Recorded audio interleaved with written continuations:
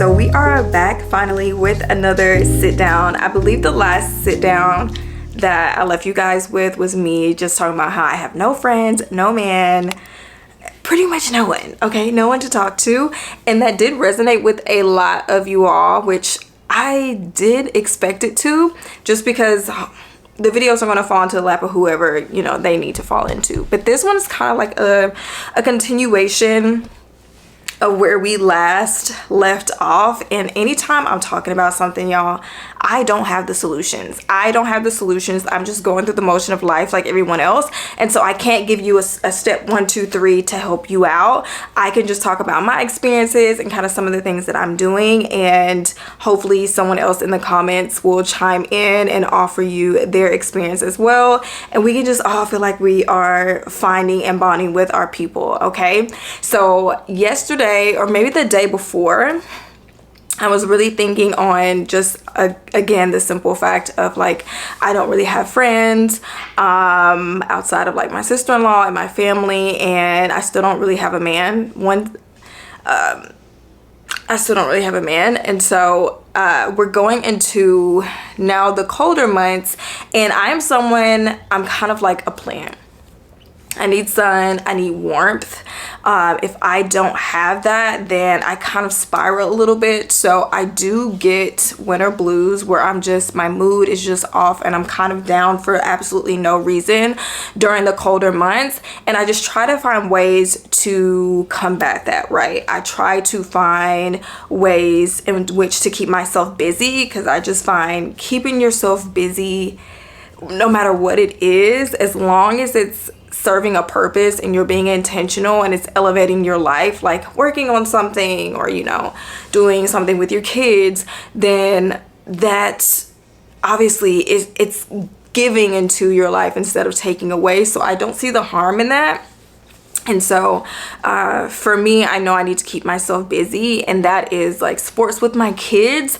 And of course, I'm trying to get back into consistency with content creation. A lot of you may have noticed I've been putting up a lot more shorts. That has been, I don't really have a strategy behind it. I just do, and I move the way in which that it feels natural for me. And that's something that I'm trying to do to prepare myself for the colder months. Just having an itinerary, having an idea what I'm going to do versus just sitting around and like moping about absolutely nothing. But one of the things like I want to try is to ease myself into like relationships, not romantic relationships, but friendships again. That's something that I want to try to ease myself into, because it's not healthy. And I know that it's not healthy to like not really have conversations with people and to not really have anyone to kind of lend a listening ear, or just to go out and talk about other things with. And that's something that I need to work on, being more open and making more time, like being very intentional about just seeking out these types of friendships. And it's like God is going to always give you what you need, or whatever you believe in. It's just going to fall into your lap if that's something that you need and something that you claim that you want to work on, and you're actually leaving yourself open to these things. And so like with friendships, I do have a brunch coming up with a friend, and I just feel like that's gonna have like a trickle effect into me just having what I've always desired, like a good core group of girlfriends and friends. But that leads me to my dilemma, and that dilemma is, what do you do when you don't enjoy being out?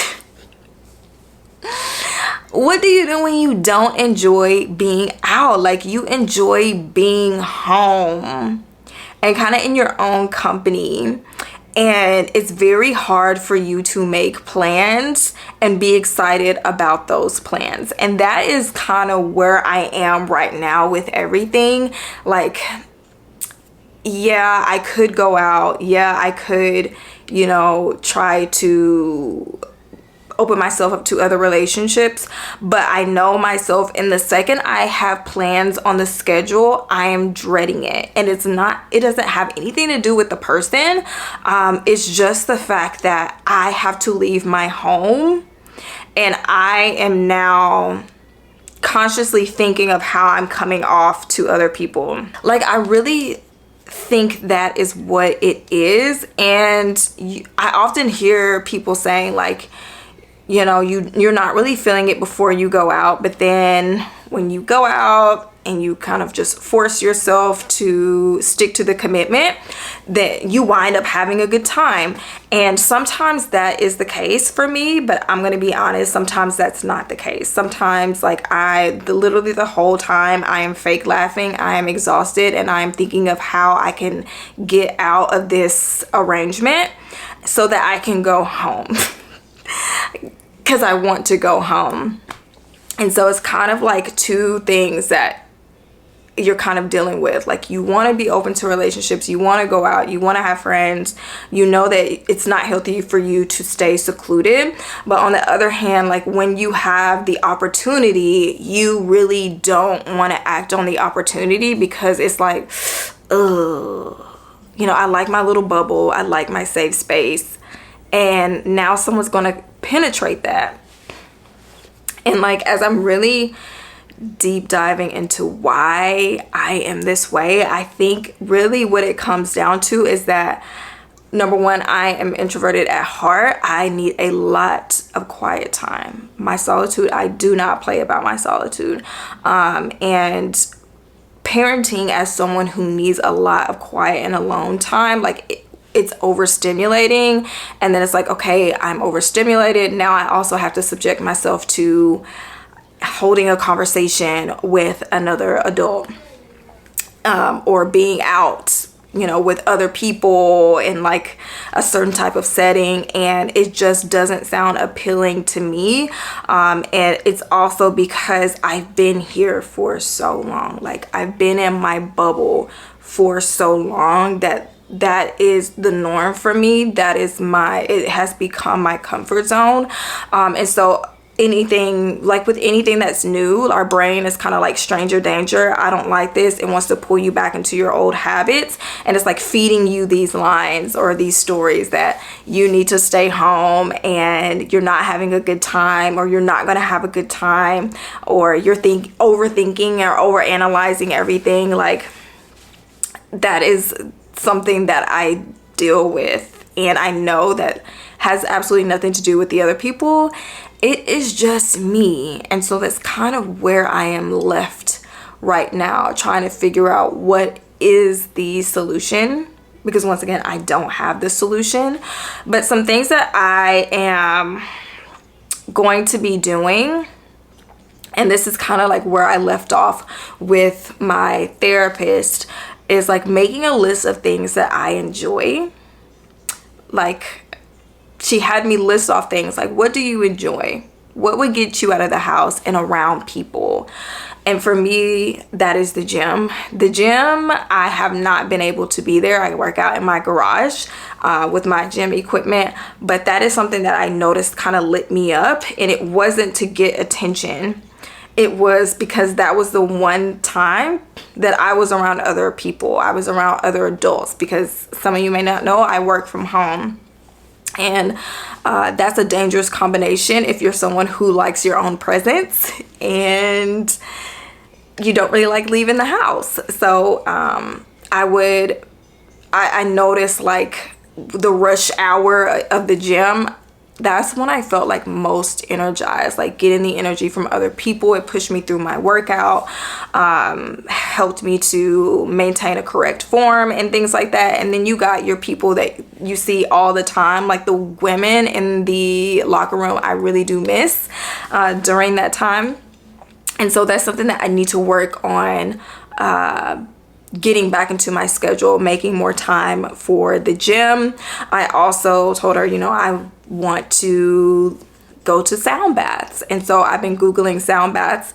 I'm in Arkansas, so we don't really have it just takes us a while to get some of the things that other states have and have had for a while. But I was pleasantly surprised to see that had a sound bath. We had sound baths nearby, and that's something that I'm really interested in.